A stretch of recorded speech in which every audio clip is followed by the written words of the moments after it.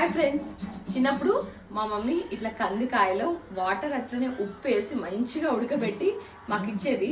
ఇది చాలా బాగుంటాయి. వీళ్ళ ఎంత మందికి ఇట్లా కందికాయ పచ్చిది ఉడికించుకొని దాంట్లో ఉప్పు వేసుకొని తినడం ఇష్టం అన్నది కమెంట్ చేయండి.